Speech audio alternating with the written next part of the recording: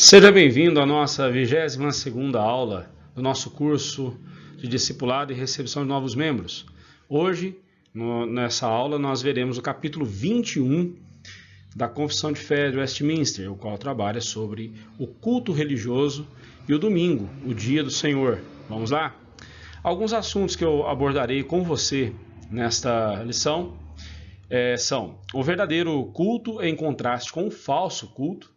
O culto ao Deus triuno é o privilégio mais sublime que pecadores como nós podem ter. As Escrituras apresentam a forma como Deus quer ser adorado. O verdadeiro culto acontece exclusivamente pela mediação de Jesus Cristo, e os elementos do verdadeiro culto, e o lugar e o modo do verdadeiro culto, e bem, por fim, a importância da observância do dia do Senhor. Esses são alguns assuntos que nós trabalharemos no decorrer dessa lição. Vamos lá? No primeiro parágrafo, nós temos o seguinte enunciado: a luz da natureza mostra que há um Deus que tem domínio e soberania sobre tudo, que é bom e faz bem a todos, e que, portanto, deve ser temido, amado, louvado, invocado, crido, servido de todo o coração e de toda a alma e de toda a força.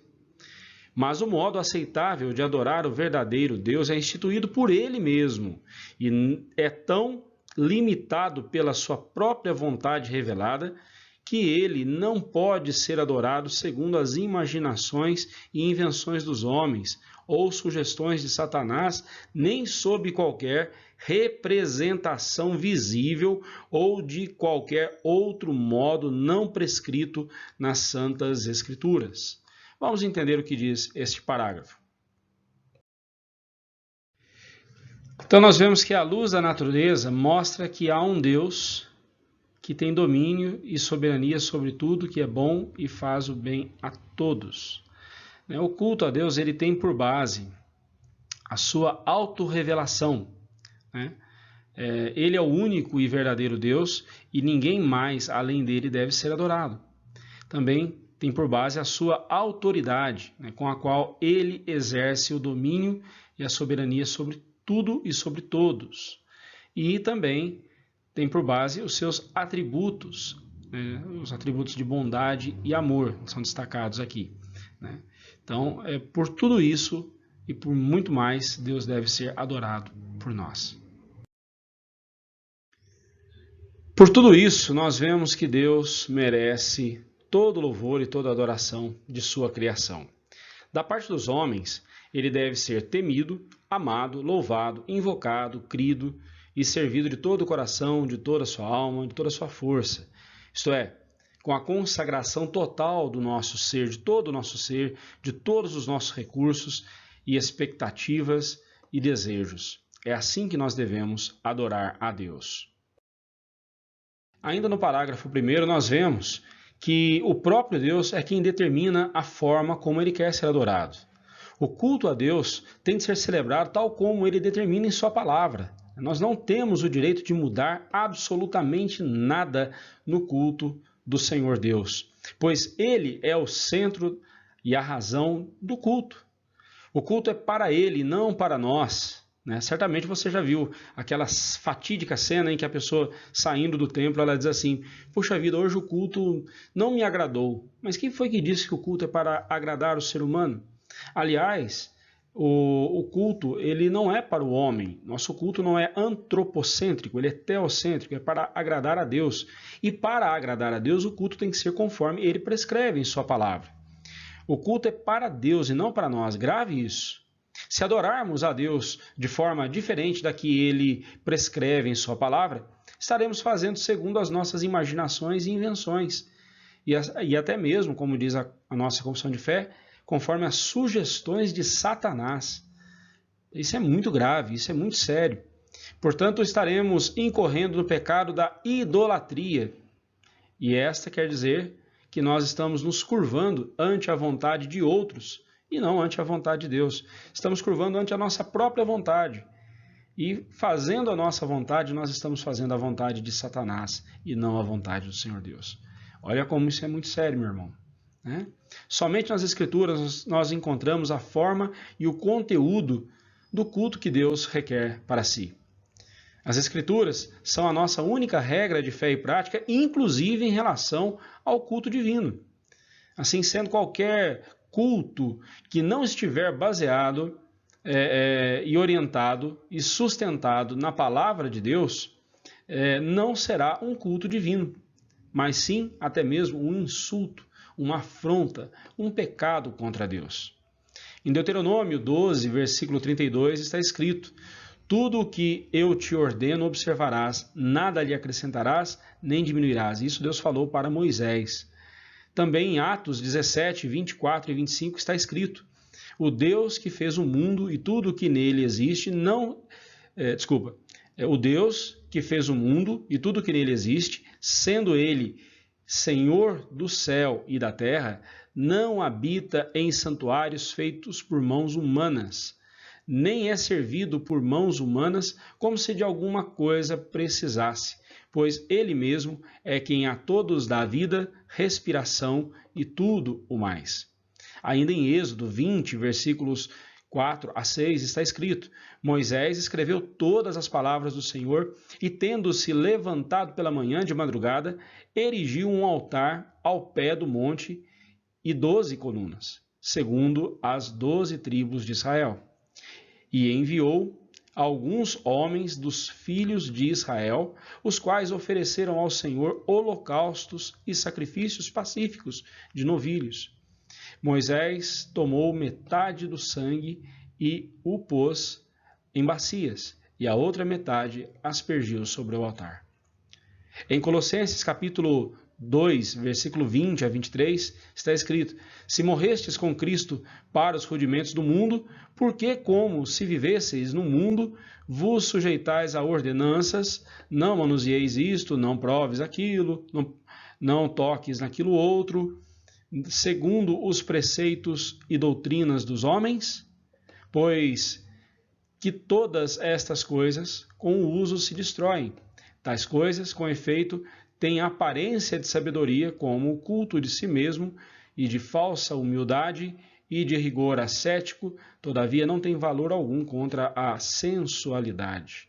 Estes textos todos estão nos mostrando que ou adoramos a Deus conforme a vontade dele, ou fazemos as coisas do jeito que Deus ordena em sua palavra, ou então nós acabaremos fazendo as coisas pelo nosso próprio querer, do nosso próprio jeito. E o resultado disso será que nós desonraremos ao Senhor. O segundo parágrafo diz o seguinte: o culto religioso deve ser prestado a Deus, o Pai, o Filho e o Espírito Santo, e só a Ele. Observe aqui o enunciado da Trindade Santa. Não temos 3 deuses, temos apenas um Deus. E como nós já vimos em lição anterior, não deve ser prestado nem aos anjos, nem aos santos, nem a qualquer outra criatura. Nem deve, depois da queda, ser prestado a Deus pela mediação de qualquer outro, senão unicamente a de Cristo. Vamos entender isso melhor. Então, o único que deve ser adorado é o Deus triuno. Deus Pai, o Filho e o Espírito Santo. É o único objeto, né? Quando eu falo objeto aqui, é o objetivo, o único alvo do nosso culto, do nosso louvor. Ninguém mais, além de Deus, deve ser adorado. No primeiro mandamento, Deus deixa isso bem claro: não terás outros deuses diante de mim.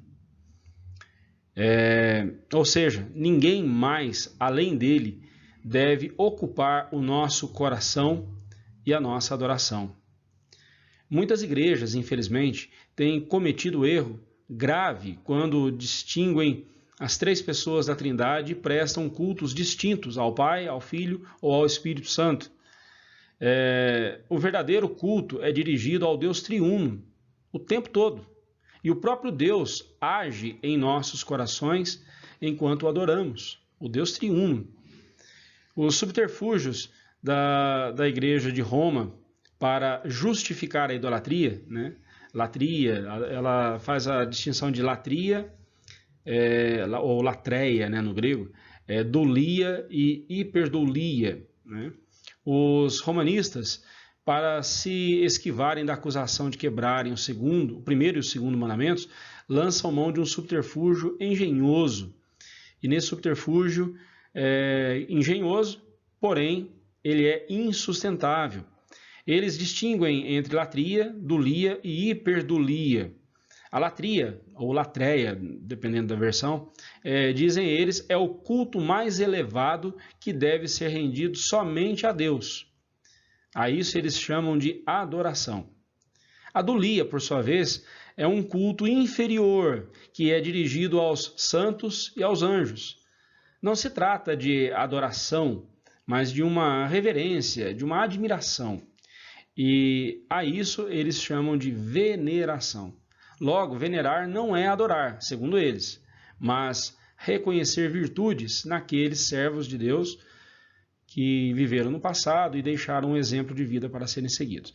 E quanto à hiperdoulia, a Igreja Romana diz que é um grau de culto entre a latria e a doulia, e é destinada somente a Maria, né? A adoração da Maria. A adoração de Maria, né? Ou seja, ela não é adorada como Deus, mas também não é adorada como os santos e os anjos. Ela fica ali no meio termo, né? Não há qualquer respaldo bíblico para tais subterfúgios e só podemos afirmar que esses subterfúgios são pecaminosos, são distorções grotescas da palavra de Deus.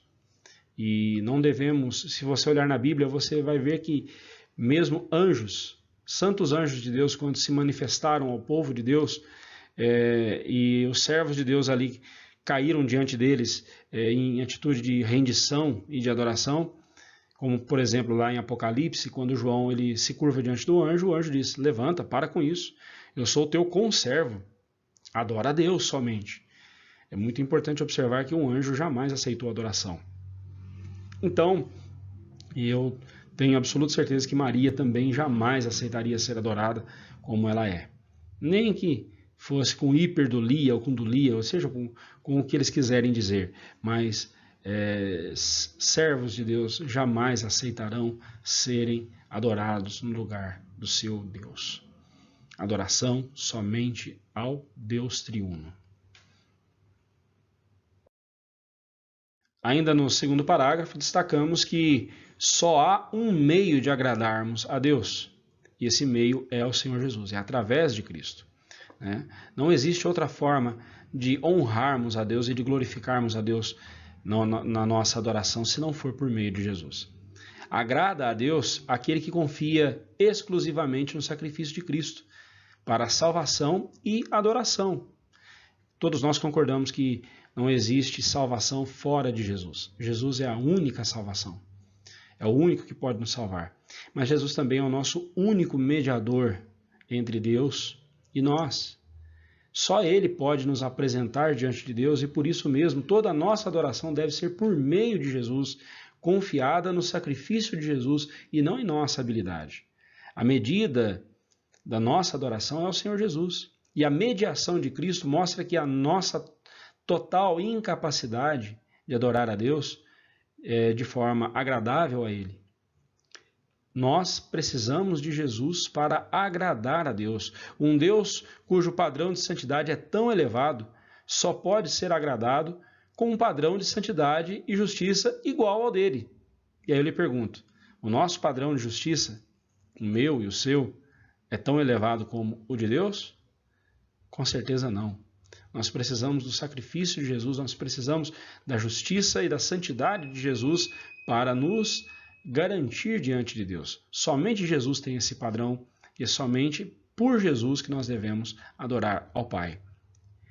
Além disso, Jesus Cristo, sendo Deus como Pai, também é onipotente, onipresente e onisciente. Ele não precisa da ajuda de concorrentes, tal como corredentores, né? e concorrentes mesmo, né? Porque se eu adoro, se eu venero alguém, em vez de adorar exclusivamente a Cristo, eu estou colocando concorrentes com Cristo em meu coração. Mas os católicos, por exemplo, falam que esses santos, Maria, eles são corredentores, né? Eles ajudam Cristo no seu trabalho de interceder por nós, né? Observe que Maria é chamada de corredentora, né? Ela está ao lado de Cristo redimindo pecadores.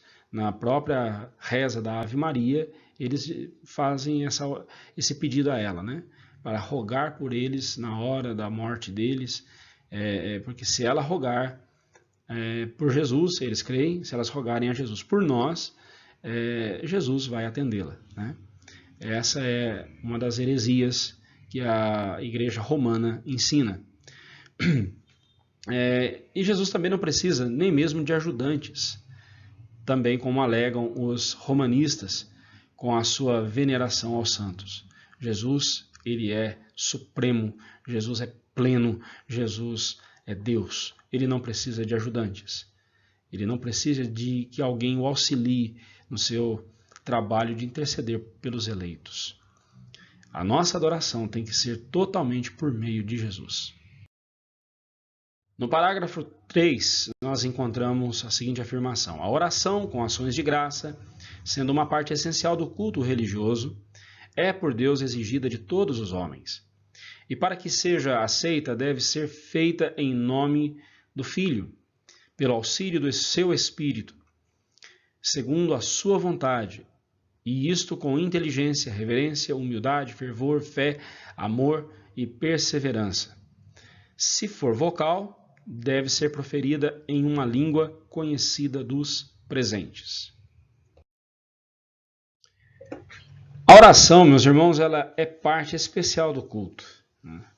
No culto, nós falamos com Deus por meio da oração, enquanto Ele fala especialmente conosco por meio da sua palavra. A oração é, antes de tudo, uma busca por compreensão da vontade de Deus para as nossas vidas. Não é a minha vontade que eu estou colocando diante de Deus, mas sim, até posso colocar minha vontade diante de Deus, mas a minha vontade deve ser subjugada à vontade do Senhor Deus.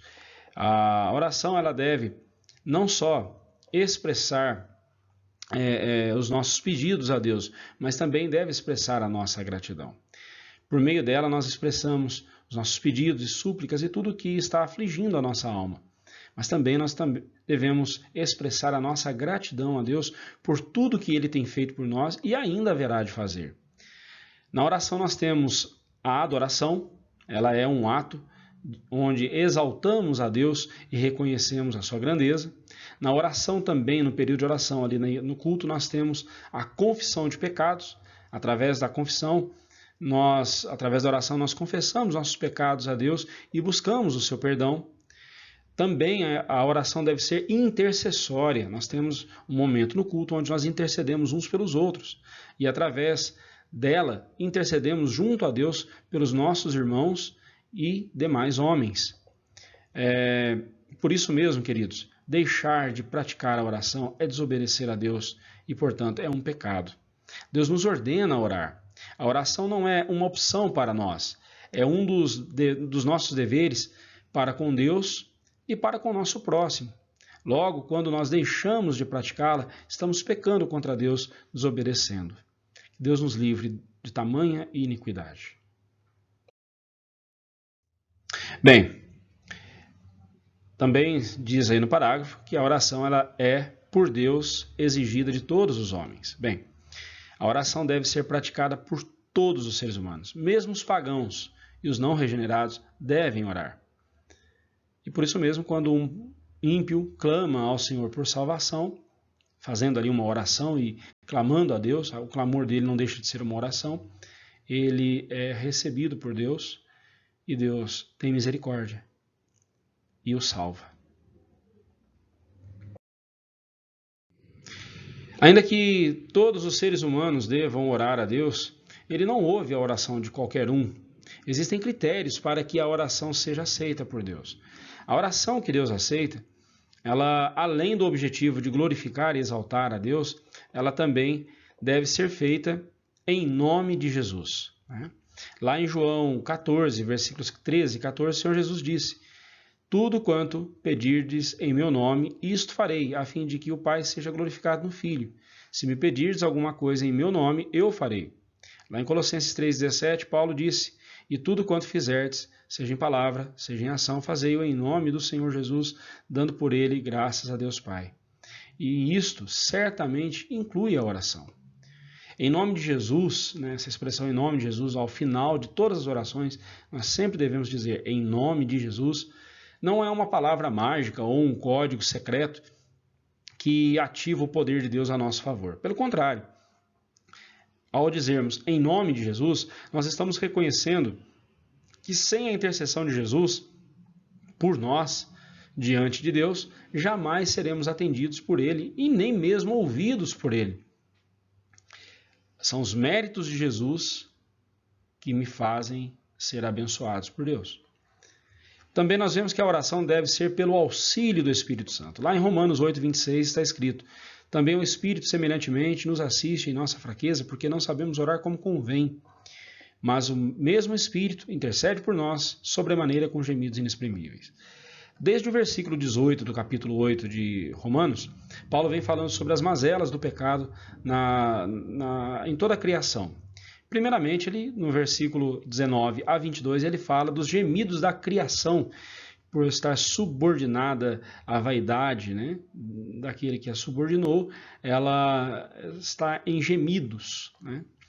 Depois ele fala do segundo gemido, que é o gemido dos próprios crentes, também semelhantemente nós, né?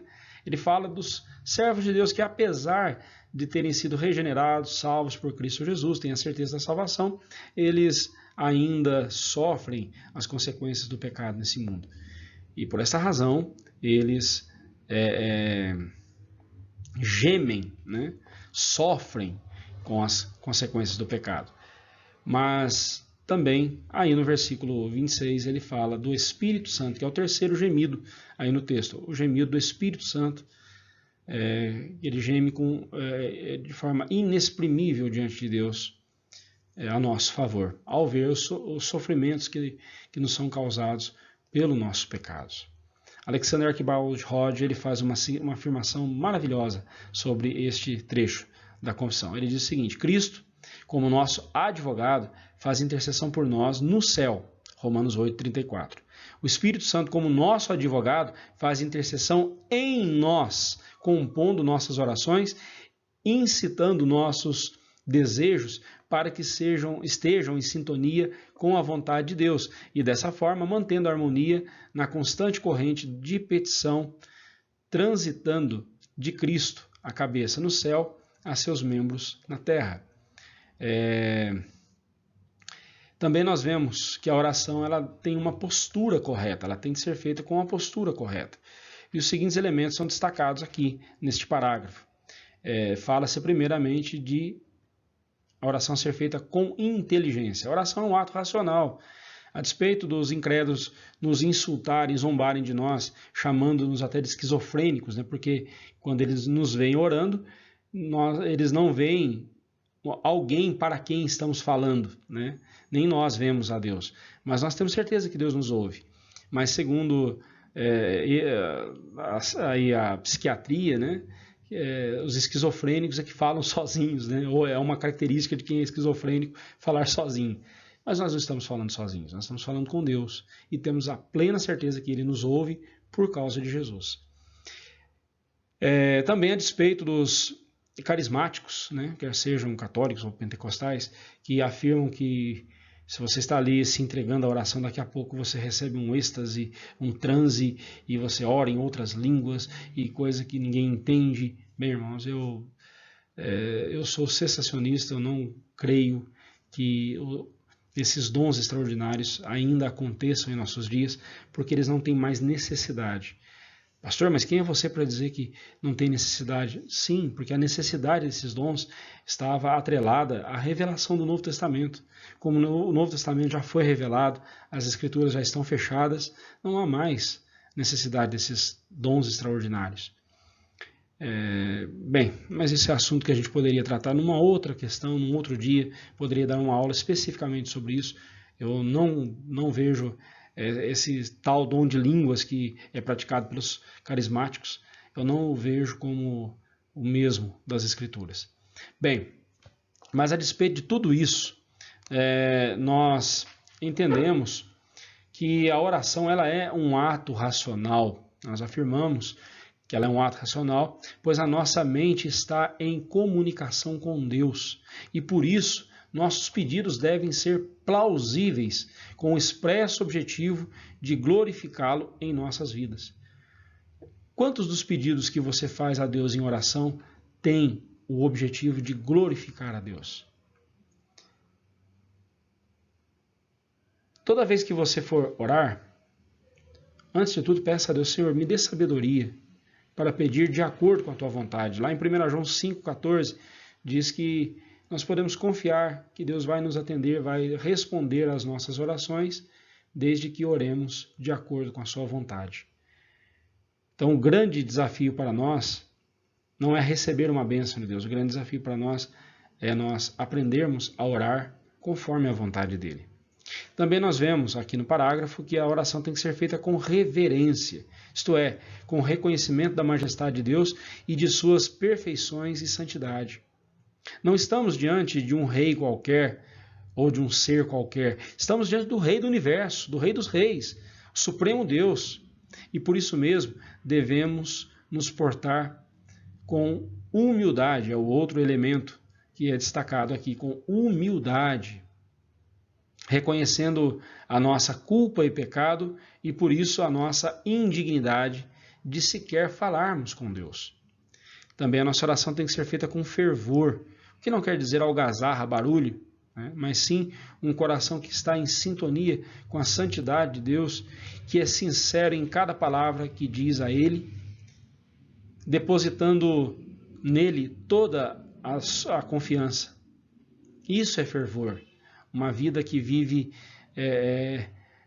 apegada a Deus e desejando as coisas do Senhor. Também tem que ser com fé, ou seja, crendo que Ele pode responder-nos, mas que, se Ele não nos der o que estamos lhe pedindo, continuaremos crendo nele e servindo incondicionalmente. Alguém disse que é preciso ter fé para ver o milagre acontecer, mas é preciso ter mais fé quando o milagre não acontece. Porque se o milagre não acontece, continuaremos crendo em Deus? Será que a nossa fé ela é utilitarista? Ou será que a nossa fé é viva, de fato? Também tem que ser com amor. A nossa oração deve expressar o nosso amor por Deus. Quanto mais egoístas formos em nossas orações, menos amor estaremos mostrando a Deus. O amor por Ele faz com que queiramos que somente Ele seja honrado e glorificado com tudo o que acontece em nossa vida. Também tem que ser feita com perseverança, o que não quer dizer, não deve ser confundido com teimosia. A perseverança é o ato de continuar orando por algo enquanto não temos uma resposta de Deus. A teimosia insiste na própria vontade, mesmo já sabendo que esta é contrária à vontade de Deus. A perseverança continua depositando sua fé em Deus para as demais questões da vida, mesmo que em uma determinada questão Deus não faça aquilo que esperávamos que Ele fizesse. A teimosia se revolta contra Deus e o desonra diante dos homens.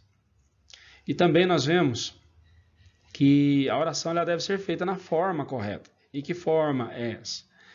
Aqui referimos-nos ao idioma da oração pública. A oração em público deve ser entendida por todos os que ali estiverem, a fim de que concordem com o que está sendo dito e pronunciem um sonoro amém, ou seja, assim seja.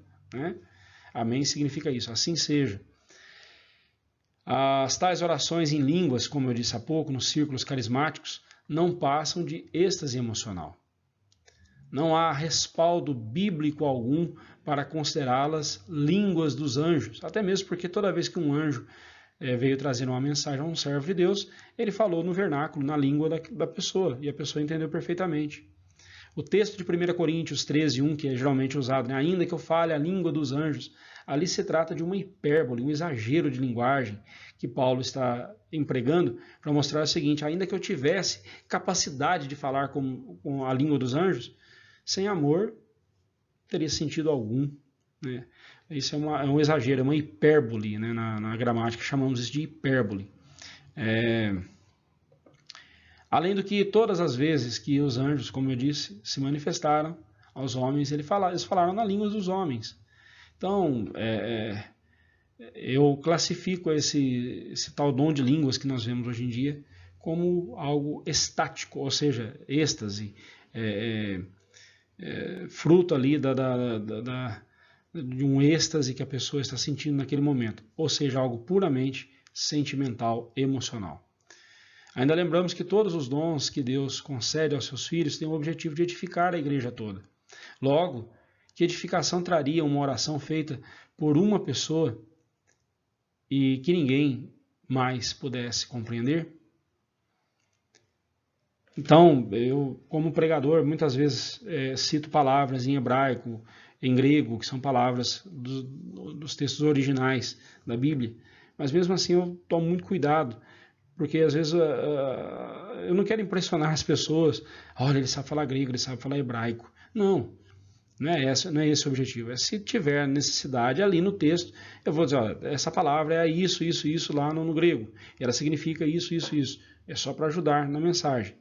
Mas, já imaginou, se eu ficasse falando grego ou falando hebraico ali na frente, só iria impressionar você, mas o que isso aí iria acrescentar para você? Da mesma forma, alguém orando uma língua estranha, um ruído, né? Não sei o que é aquilo, né? Não sei que língua é aquela, né? Não posso nem dizer que é de anjos, porque não conheço língua de anjos, né? Essa glossolalia, né, que é chamada, nessa enrolação de língua aí, se eu disser que isso é um dom do Espírito Santo, eu pergunto, no que isso tem edificado a igreja? Ah, pastor, mas me edifica quando eu oro. Sim, então é um dom puramente egoísta. Foi isso que Paulo disse lá em 1 Coríntios 14. Eu prefiro falar 5 palavras que todo mundo entenda do que 1000 palavras que ninguém entenda. Então, por que eu quero um dom que vai me fazer bem só para mim? Lembre-se que todos os dons que Deus dá à sua igreja é para o crescimento da igreja, né? Outro cuidado com a oração pública é o seu vocabulário, né? E o mesmo deve ser simples, a fim de que até uma criança compreenda. Deve ser do interesse de todos, não deve expor ninguém ao ridículo, relatando coisas particulares, tanto de quem ora, como por quem se ora, né? Então, tome muito cuidado. Quando você for chamado a orar em público na igreja, tome cuidado com esses critérios. Faça uma oração que todo mundo entenda. Faça pedidos que seja de ordem comum a todos. Evite fazer confissão de pecados em público ali. Não é o momento. Não é o momento para isso, né? Em público, não, né? Em público não. Existe um momento no culto em que você vai fazer a confissão de pecados. Mas você não deve... Senhor, eu quero pedir perdão pela vida do fulano, que essa semana eu fiquei sabendo que ele adulterou. Não, por favor, não é assim que resolve as coisas. Aí você não vai resolver, você só vai piorar a situação, né? Existem formas corretas de se fazê-lo, ok? Vamos em frente?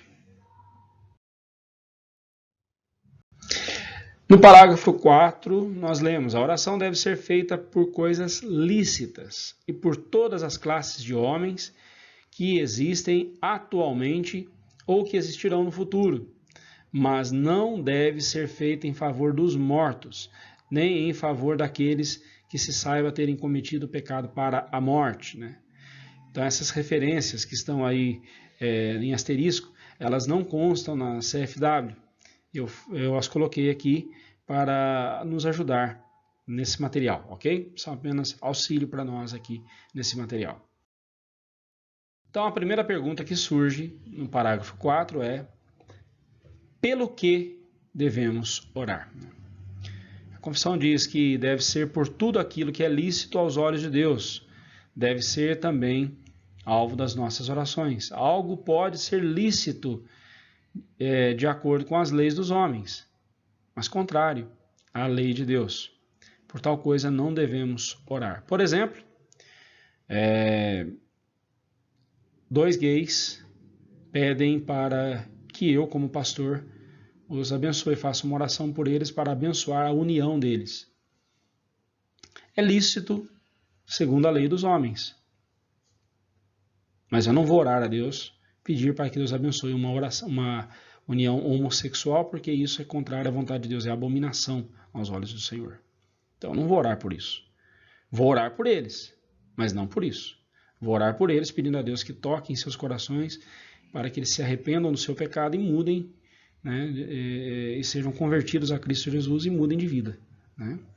Mas dizer que vou orar pela união deles, isso jamais. Eu não posso fazer uma coisa dessa, porque isso é contra a palavra de Deus. Ok? Em 1 João 5,14, já citei esse texto agora há pouco, fala que esta é a confiança que temos para com Ele, que se pedirmos alguma coisa segundo a sua vontade, Ele nos ouve.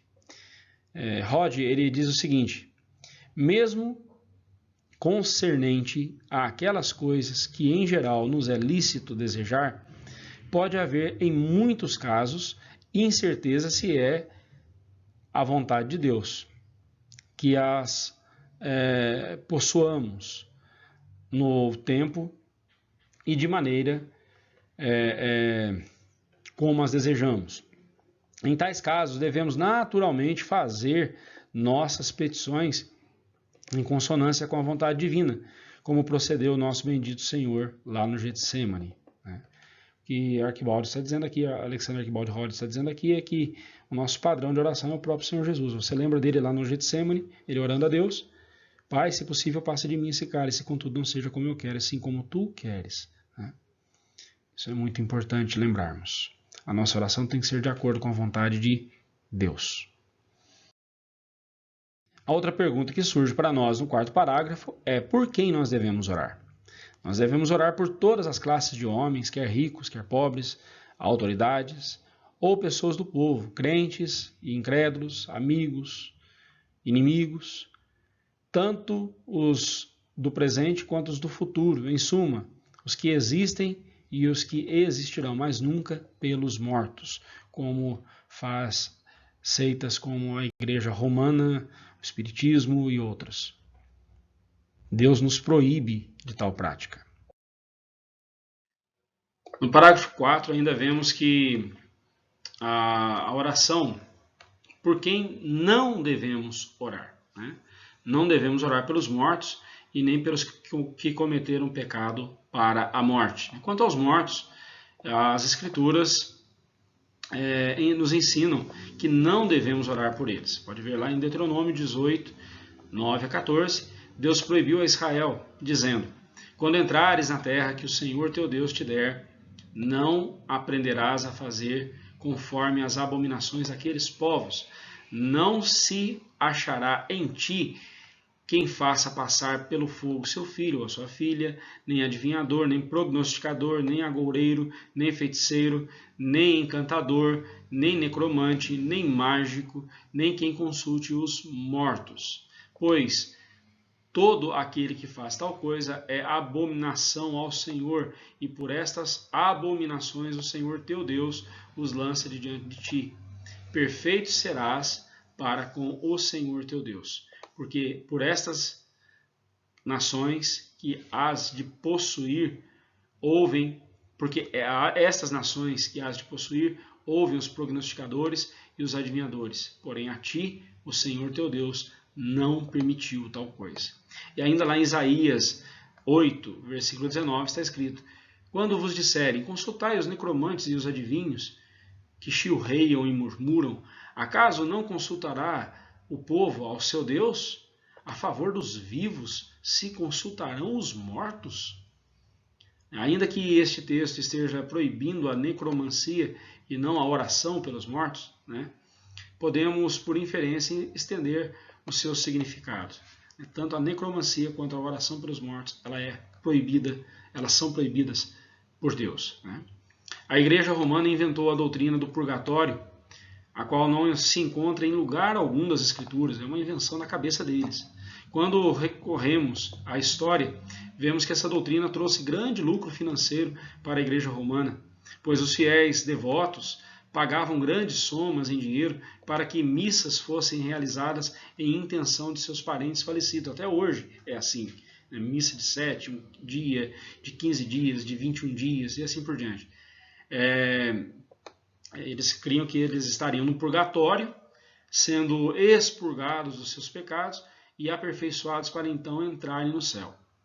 Além de não ter qualquer referência bíblica para tal doutrina, a mesma debocha e insulta o santo sacrifício de Cristo, o único meio de salvação e purificação dos pecadores. Segundo essa doutrina dos católicos, então, à medida que a pessoa aqui na Terra realiza missas em intenção da alma do falecido, mais rápido ele sairá do purgatório e irá para o céu. Meus irmãos, não existe limites para a perversidade da mente humana para deturpar a santa palavra de Deus. É uma coisa terrível, né? Eles haverão de prestar contas a Deus por essas mentiras que eles ensinam. Quanto aos que pecaram para a morte, o que isso quer dizer, né? Quem são estes? Lá em 1 João 5, 16 e 17, nós lemos: se alguém vir seu irmão cometer pecado não para a morte, pedirá e Deus lhe dará a vida. E aos que não pecaram para a morte, há pecado para a morte, e por esse não digo que rogue. Toda injustiça é pecado e há pecado não para a morte. O que João está dizendo aqui, em outras palavras, é: se alguém vir o seu irmão cometer um pecado, mas dos pecados que não levam à morte, deve orar a Deus e Deus lhe dará a vida. Mas isto só vale para os pecados que não levam à morte. Há, porém, um pecado que conduz à morte, e por esse pecado não digo que devam orar. Os intérpretes bíblicos mais conceituados se dividem quanto ao que seria este pecado para a morte. Uns o veem como a blasfêmia contra o Espírito Santo, para o que o Senhor Jesus disse não haver perdão. Outros entendem que é algum pecado específico que acarretou numa enfermidade da qual não haverá cura, pois esta enfermidade é o peso da mão de Deus sobre a pessoa. Admito que ambas as interpretações aqui são plausíveis, tendendo, obviamente, mais para a primeira, né? Então, eu deixo aí essa explicação para vocês, ok? No parágrafo 5º, nós lemos: a leitura das Escrituras com santo temor e a sã pregação da palavra e a consciente atenção a ela em obediência a Deus, com entendimento, fé e reverência, o cântico dos salmos com gratidão no coração, bem como a devida administração e digna recepção dos sacramentos instituídos por Cristo, são parte do culto comum oferecido a Deus, além dos juramentos religiosos, votos, jejuns solenes e ações de graça em ocasiões especiais, os quais, em seus vários tempos e ocasiões próprias, devem ser usados de um modo santo e religioso. Além da oração, nós temos os seguintes elementos essenciais no culto a Deus. A palavra de Deus, o primeiro aí é a palavra, a pregação, né? As Escrituras, elas ocupam a parte central do culto. Existe aí uma discussão, né, se é o momento da pregação que é o momento mais importante do culto, ou se centralidade das Escrituras quer dizer que cada parte do culto é permeada pela palavra de Deus. Obviamente, eu fico com a segunda. Toda a liturgia do culto, do começo ao fim, tem de ser orientada pela palavra de Deus. A centralidade das Escrituras quer dizer que em cada ponto do culto é a palavra de Deus que orienta, é a palavra de Deus que determina como tem que ser. Os nossos cânticos, as nossas canções a Deus têm de ser bíblicas, as nossas orações têm que ser bíblicas, a nossa intercessão, tudo, e especialmente a pregação. E falando aí da pregação, então, ressaltamos a esses três elementos: a exposição, a explicação e a aplicação da palavra de Deus aos corações. O pregador, ele tem que ser dedicado nesse trabalho dele. Deus lhe confiou o dever de interpretar as Escrituras. E o que nós chamamos de exegese, que é uma parte da hermenêutica, a ciência da interpretação, né, de textos, no caso a hermenêutica bíblica, nós temos a exegese bíblica, né, nós temos como objetivo ir lá para o texto bíblico e tentar encontrar o sentido original daquele texto. Ou seja, o que Deus pretendeu quando ele trouxe aquela mensagem aos seus servos do passado. E então trazer esse significado para nós hoje, né? Então nós temos ali esse dever que pesa sobre o ombro do pregador e ele tem que se esmerar por isso.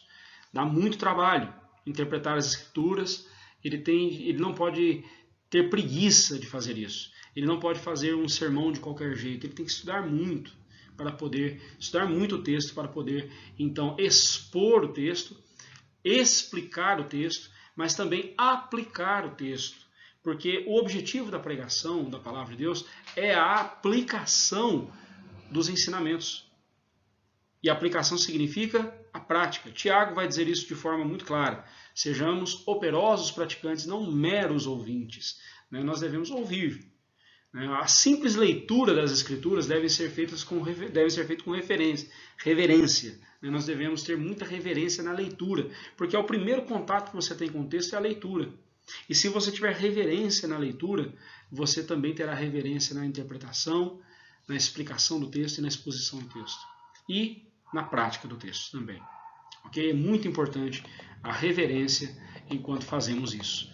O zelo para com as coisas de Deus. O pregador ele tem de ser claro na sua explicação. Ele não está ali para mostrar o quanto ele sabe, ele não está ali para se exibir diante da igreja. Ele está ali para expor o texto bíblico, ser a boca de Deus, ou Deus falando através da boca dele, ele ser apenas um instrumento de Deus pregando a palavra do Senhor. Né? Mas também a parte da igreja. A igreja deve receber a palavra de Deus com atenção consciente, né? Não permitindo que suas mentes divaguem por pensamentos desconexos com a pregação. Né? E como nós somos tentados a isso na hora da pregação, não é mesmo? Nossa mente divaga. Uma oração que nós devemos fazer todo começo de culto é: Senhor, toma cativo o meu pensamento, me faça concentrar na tua palavra agora e não permitir que nada me desvie da tua palavra. Essa é uma oração importante a ser feita em todo culto, todo começo de culto. Também a igreja deve receber a pregação com obediência, ou seja, submetendo-se à palavra de Deus, também com entendimento, compreendendo o que está sendo ouvido ali, o que ela está ouvindo, também com fé, crendo e depositando em Deus a sua confiança e na sua palavra e na palavra de Deus, obtendo esperança. Né? A nossa esperança vem da palavra de Deus. E também com reverência, como eu já disse há pouco, isto é, com santidade, com respeito, com solenidade. Nós não estamos na presença de um Deus qualquer, estamos na presença do Deus do universo, o Senhor Deus Todo-Poderoso. E todo respeito, todo zelo para com Deus nesse momento é importante. Então aqui nós temos outro elemento, que é a música. Né? A música no culto, ela tem que ser com base na palavra de Deus. Tanto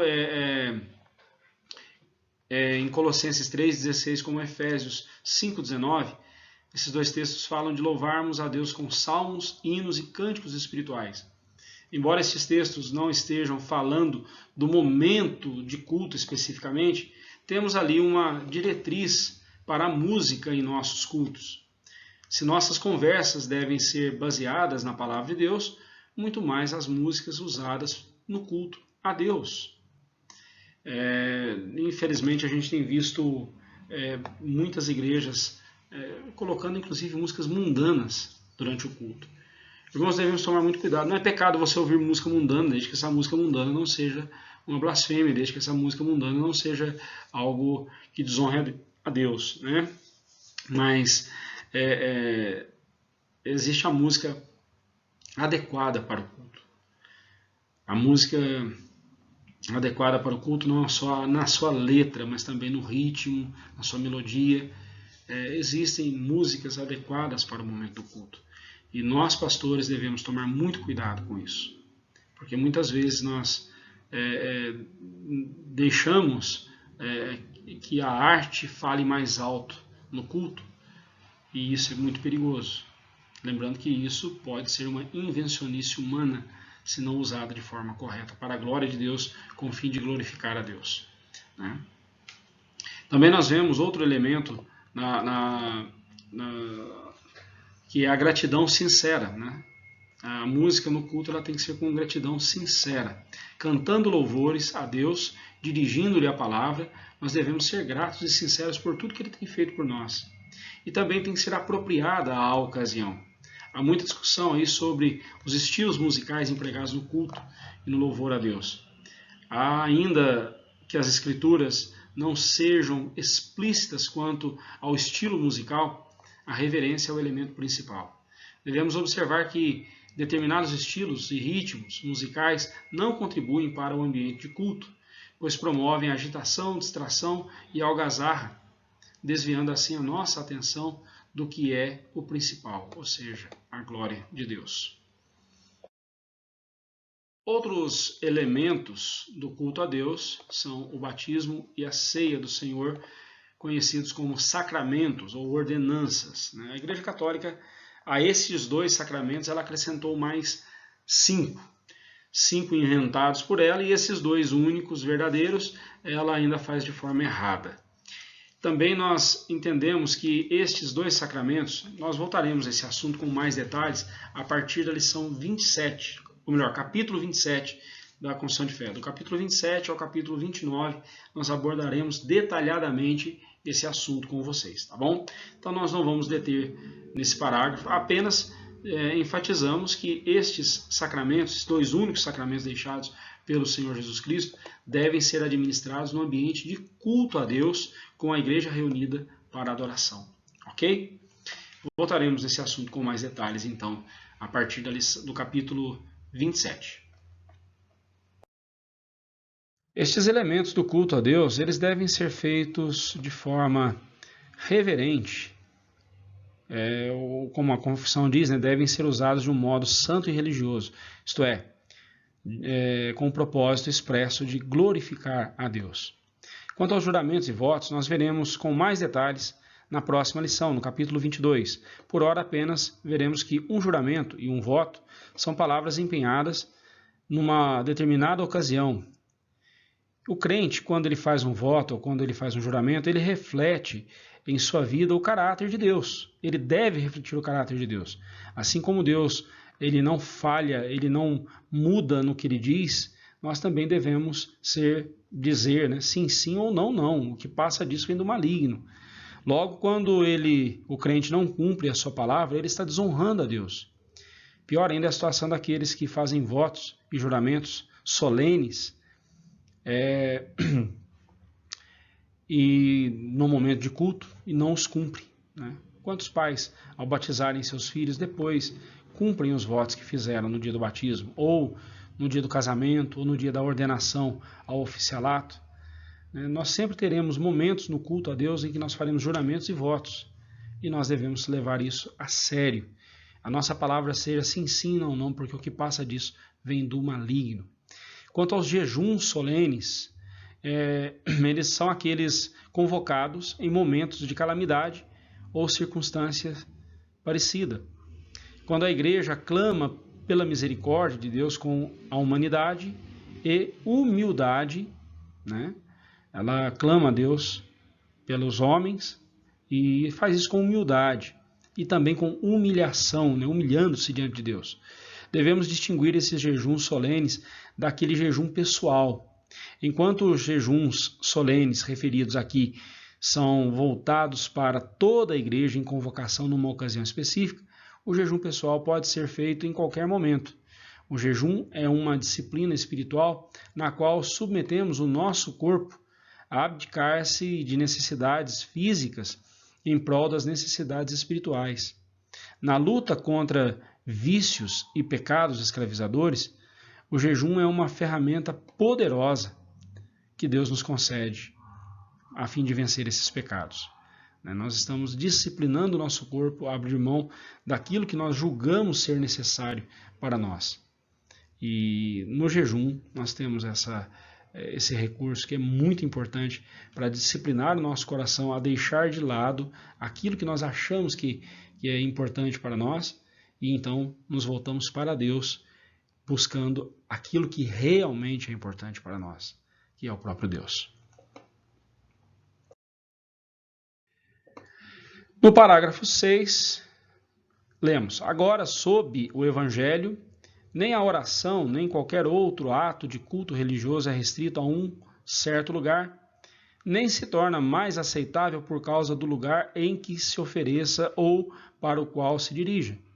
Mas Deus deve ser adorado em todo o lugar, em espírito e em verdade, tanto em família, diariamente, e em secreto, estando cada um sozinho, como também mais solenemente em assembleias públicas que não devem ser descuidadas, nem voluntariamente negligenciadas ou desprezadas, sempre que Deus, pela sua providência, providencie ocasião.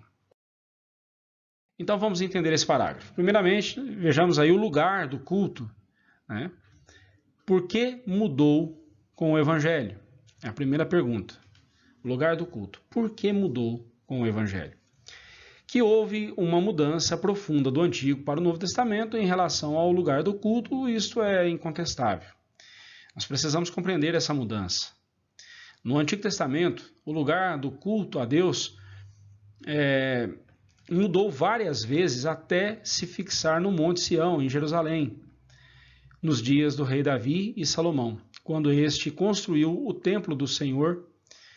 Para ali, todos os filhos de Israel se dirigiam e deveriam ir de tempos em tempos adorar a Deus. Havia uma função didática da parte de Deus com isso. Ele estava ensinando o seu povo a adorá-lo dentro dos padrões que ele próprio havia estabelecido. Tudo era feito ali, apontava para o Messias. Então havia essa função didática do culto ser em Jerusalém. Ali o povo aprendeu a adorar a Deus e dali o povo saiu adorando a Deus e ensinando os povos. É essa a ideia. No Novo Testamento, o Senhor Jesus, o Messias, concretizou tudo o que o Antigo Testamento prefigurava. Tudo que era dito, foi dito no Antigo Testamento a respeito da adoração a Deus, tudo isso foi prefigurado lá no Antigo Testamento,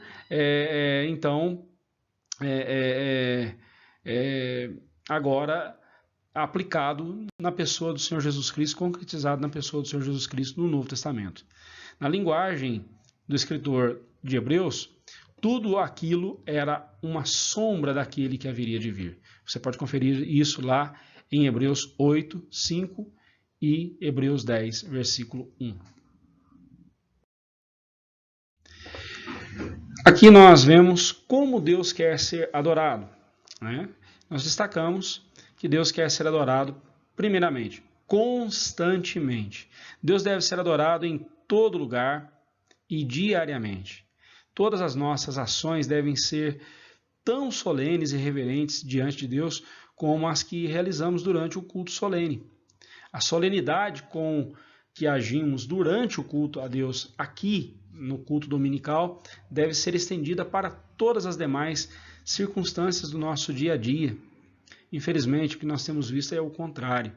A insolência, o relaxo, a irreverência cotidianas têm sido trazidas para o culto e feito do mesmo algo desonroso a Deus. As pessoas vêm para o culto vestidas como se estivessem indo para a praia ou para o clube. A postura das pessoas durante o culto, conversando, levantando sem necessidade para beber água, né? Alguém disse que se os crentes beberem água durante a semana, o tanto que eles bebem durante o culto, eles nunca terão problemas renais. E eu fico triste, né, com uma situação dessa. Seria cômico se não fosse triste. Por quê? Porque mostra que as pessoas estão pouco interessadas e preocupadas em ouvir a palavra de Deus, em cultuar a Deus. Você já imaginou a seguinte cena? Você conversando com uma pessoa e de repente essa pessoa sai da sua presença e deixa você ali? Pois é. No culto a Deus a gente vê isso muito acontecendo. O culto está acontecendo, aí dá vontade de ir ao banheiro, dá vontade de beber água. Às vezes é uma necessidade incontrolável, é diferente. Mas nós sabemos que na maioria dos casos não é. A sede dá para aguentar até o final do culto. O mal-estar que você está sentindo, não, talvez lá fora não vai adiantar nada. Pais com filhos pequenos, quando eles começam a dar um pouco de trabalho, também tiram seus filhos, saem com eles e ficam lá fora andando. Não faça isso. Ensine seu filho pequenininho, desde pequenininho, a permanecer no templo a Deus, né, no templo do Senhor. Né? A reverência é algo fundamental no culto a Deus. Também nós vemos que Deus quer ser adorado e deve ser adorado individualmente, em espírito e em verdade, em secreto, estando cada um sozinho. Né? A devoção pessoal é fundamental para o sustento da fé. Leitura e estudo das Escrituras e a oração feitos individual e secretamente demonstram a devoção da pessoa a Deus e também a sua maturidade espiritual, além de apontar para a responsabilidade individual. Aquele que reserva parte do seu dia para estar a sós com Deus imita o próprio Senhor Jesus, que fazia isso constantemente. Né? O tempo todo nós vemos o Senhor Jesus se retirando e ficando só a sós com Deus, conversando com o Pai. Né? Isso é uma imitação de Cristo, algo maravilhoso que nós devemos fazer. Também nós vemos que a adoração, Deus quer ser adorado coletivamente. Aqui voltamos ao assunto do culto, tanto em família, o culto doméstico, quanto o culto comunitário aqui na igreja, as assembleias solenes, assembleias públicas. Né? Tanto um quanto o outro, o culto doméstico quanto o culto público, são vitais para a nossa fé. Uma família que cultua unida permanece na mesma fé e mantém o mesmo objetivo de vida, que é glorificar a Deus. É responsabilidade especialmente do marido conduzir a família como cabeça do lar, conduzir a família no culto a Deus, na presença do Senhor, ali em culto doméstico, e também conduzindo a família à igreja para a assembleia solene. Quanto às assembleias públicas, os ajuntamentos solenes para adorar a Deus não devem ser negligenciados e nem descuidados voluntariamente. Quando as circunstâncias nos impedirem de louvarmos a Deus, como em assembleia solene, então não seremos culpados de negligência. Mas quando por desinteresse ou falta de temor a Deus deixarmos de nos reunir com sua igreja, com os nossos irmãos, para adorá-lo, então seremos culpados, se fizermos isso deliberadamente e descuidadamente. Pois estaremos pecando deliberadamente contra Deus. Um coração que louva a Deus individualmente se esforçará por trazer a sua família em adoração a Deus e também se regozijará em reunir-se a outros irmãos para este propósito. Cabe aqui ainda uma palavra sobre o comportamento durante o culto. É lamentável a gente ver como as pessoas são inquietas durante o culto. Levantam à toa, né? Saem para beber água, saem para ir ao banheiro. Faça tudo isso antes de começar o culto.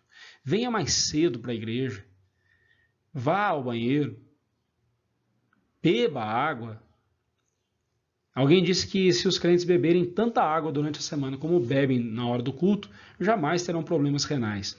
Seria cômico se não fosse triste essa afirmação. É uma triste constatação, mas é verdade. A irreverência das pessoas na hora do culto tem feito estrago. Imagine você a seguinte cena. Eu estou conversando com você e você está ali conversando comigo e contando para mim algo importante, algo de forma entusiasmada, e de repente eu me levanto, saio da sua presença e vou fazer outra coisa, e daqui a pouco volto e continuo falando com você. Você se sentiria bem com isso? Pois é, quando nós estamos na casa do Senhor, não é o pastor que você está se tratando, mas é a Deus. Porque quando o pastor está ali à frente pregando a palavra de Deus, é o assim diz o Senhor. É Deus falando ao seu coração. É Deus trazendo a palavra ao seu coração através do pastor. Logo, não é o pastor que você está desonrando ou desprezando, é a Deus. Ensine seus filhos pequenos, desde pequenos, a não saírem da igreja por qualquer coisa. desde pequenos, vá educando-os, né? Os que têm filhos bebezinhos, né? Usem a sala de apoio ao lado, mas vá acostumando seu filho ao ambiente de culto e a cultuar a Deus com reverência. Isso é muito importante, ok? No 7º parágrafo, nós lemos: como é lei da natureza que, em geral, uma devida proporção de tempo seja destinada ao culto a Deus, assim também em sua palavra, por um preceito positivo, moral e perpétuo, preceito que obriga a todos os homens em todas as épocas, Deus designou particularmente um dia em 7 para ser um sábado, descanso, santificado por Ele, desde o princípio do mundo até a ressurreição de Cristo. Esse dia foi o último da semana. Desde a ressurreição de Cristo, foi mudado para o primeiro dia da semana, dia que na Escritura é chamado de dia do Senhor, domingo, e que há de continuar até o fim do mundo como sábado cristão. Vamos lá? Tudo tem o seu tempo determinado, diz a Escritura lá em Eclesiastes 3:1.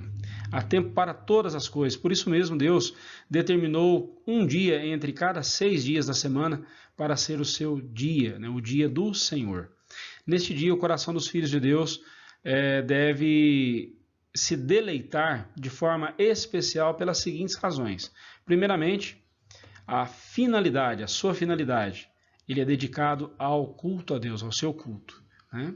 A finalidade do dia do Senhor, ele é um dia dedicado ao culto a Deus. Não deve haver neste dia nenhuma atividade que concorra e roube sua finalidade. Também nós vemos o seu fundamento, ele é um mandamento de Deus. Foi Deus quem deu esse mandamento, não é a igreja que inventou isso. Está na palavra de Deus, no seu mandamento, o qual é um preceito positivo, né? Isto é, ele não começa com não farás tal coisa, né? Você pode ver que todos os mandamentos não farás imagem de escultura. O 4º mandamento lembra-te do dia de sábado, né? Lembra-te do dia do Senhor. Por isso que ele é expresso de forma positiva, né? Sem o advérbio de negação ali no início.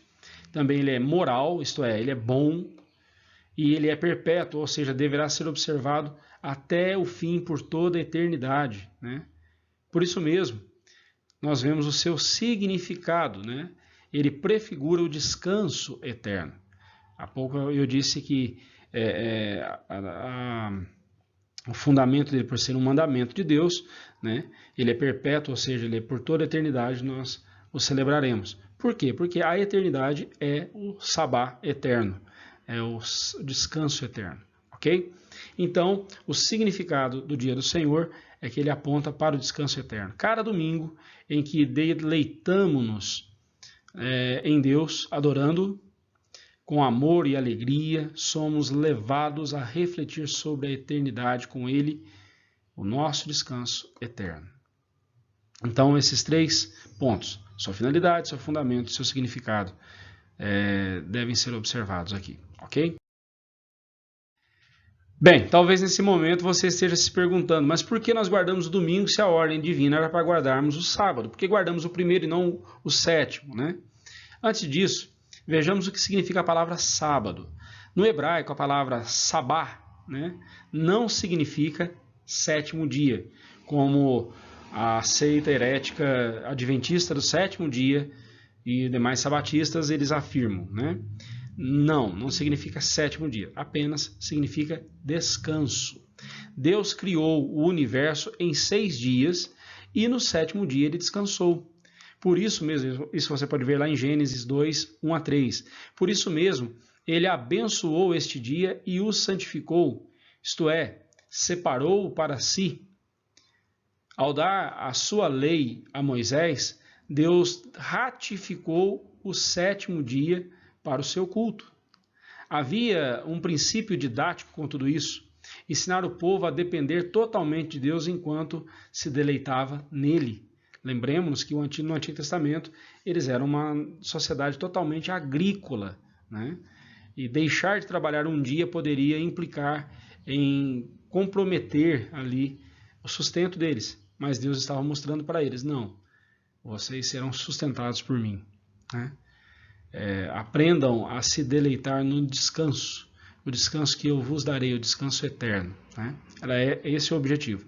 No Antigo Testamento, o dia do Senhor estava relacionado à criação do universo, comunicando assim a ideia de descanso não só do corpo, mas também da alma, deleitando-se em Deus.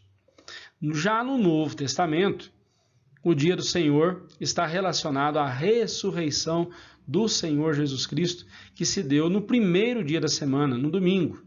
Um texto muito importante para entendermos essa mudança é 2 Coríntios 5,17, um texto que é muito usado em evangelismo, né? Mas ele diz assim, se alguém está em Cristo, é nova criatura, as coisas antigas já passaram, eis que se fizeram novas. Apesar de ser muito utilizado em evangelismo, este versículo não está falando dos nossos pecados que foram perdoados, mas sim dos efeitos da morte e ressurreição de Cristo.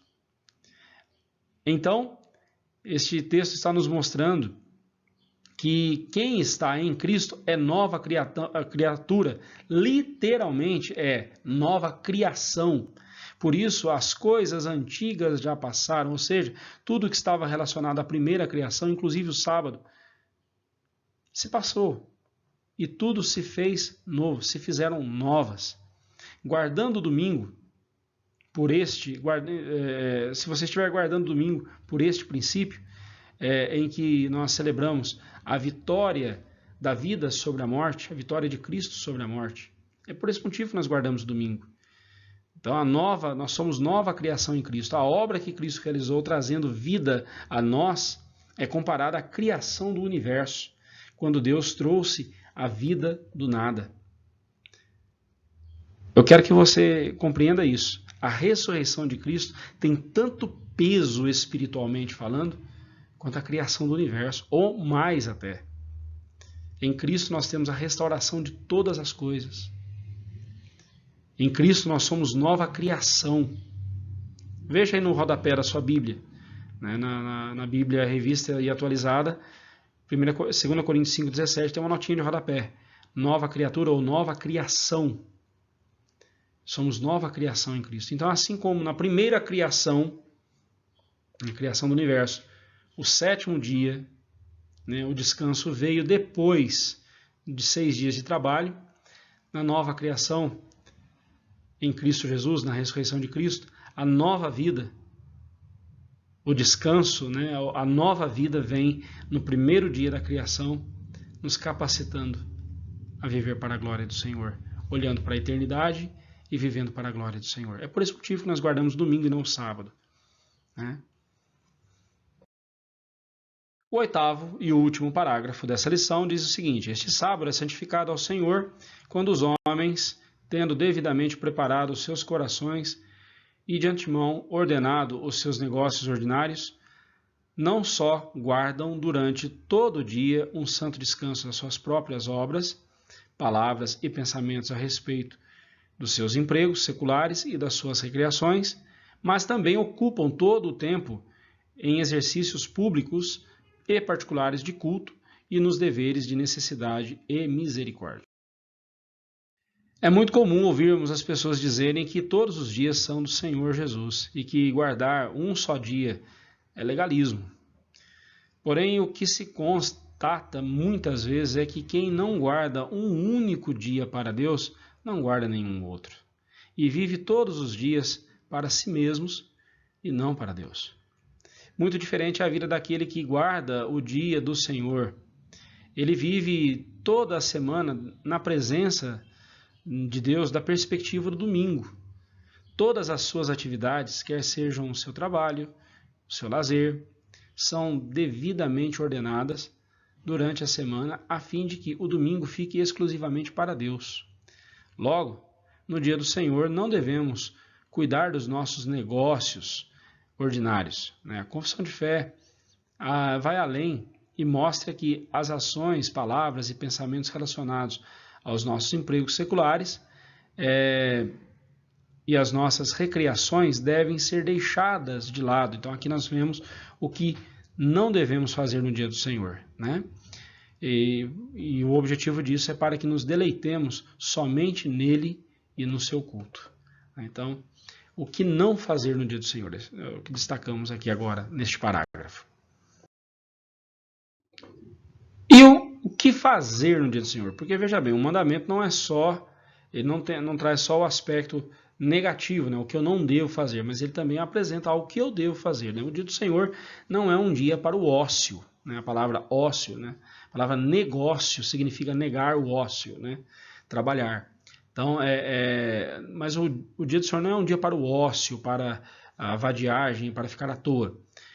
Ainda que não haja pecado algum em descansarmos, devemos tomar cuidado para não cairmos no ócio. Este dia deve ser ocupado também com exercícios públicos e particulares de culto a Deus, ou seja, cultuá-lo na igreja com os irmãos e em casa com a família, ou ainda ali fazendo a minha devocional, o meu devocional diário, né, pessoal. Mas também, além do culto, né, quer público ou individual, eu devo ocupar o meu dia também com deveres de necessidade e misericórdia, como, por exemplo, aquelas atividades indispensáveis como alimentação, preparação para irmos ao culto público, socorrer aos necessitados que baterem à nossa porta ou aos nossos irmãos que estão passando por alguma dificuldade. São exercícios de misericórdia, públicos e particulares, né? Exercícios de necessidade e misericórdia. Nós devemos então atentar para isso, devemos socorrer as pessoas que precisam da nossa ajuda e devemos coordenar todo o nosso dia a fim de que o nosso culto a Deus seja constante e quando estivermos com os irmãos na igreja, nos preparemos para esse devido fim, ok? Concluindo essa lição, quero apenas ressaltar que cultuar a Deus é a atividade mais sublime que temos na nossa vida. Não existe nada que nos dignifique mais do que vivermos para adorar a Deus e adorarmos a Deus, mostrar a nossa devoção e amor por Ele. Nós também fomos salvos e redimidos para louvarmos a Deus por toda a eternidade. O que fazemos nessa vida aqui será apenas uma preparação para o que faremos por toda a eternidade. Deus é quem determina como deve ser o seu culto e não nós. Tomemos cuidado para não inventarmos coisas que Deus nunca pediu. Não é, mesmo sob o pretexto de sinceridade, nós não devemos fazer isso. Nós devemos ser obedientes. A obediência é melhor do que o sacrifício, diz a palavra de Deus. Por fim, o dia do Senhor é o domingo, pois aponta para a obra redentora de Cristo, especialmente sua ressurreição e vitória sobre a morte. Então, guardamos o domingo por esse motivo, ok? Não se esqueça aí de memorizar as perguntas do Catecismo Maior, para ajudar você a conhecer melhor os nossos símbolos de fé. Né? Pergunta 105, quais são os pecados proibidos no primeiro mandamento? 106, o que nos é especialmente ensinado pelas palavras além de mim no primeiro mandamento? 107, qual é o segundo mandamento? E 108, quais são os deveres exigidos no segundo mandamento? Memorize, isso vai te ajudar a conhecer melhor os símbolos de fé e a doutrina da nossa igreja. Que Deus abençoe muito sua vida e se você tiver alguma dúvida, é só entrar em contato conosco. Estarei à sua disposição para responder e para te ajudar aí no crescimento do seu conhecimento da palavra de Deus. Deus abençoe.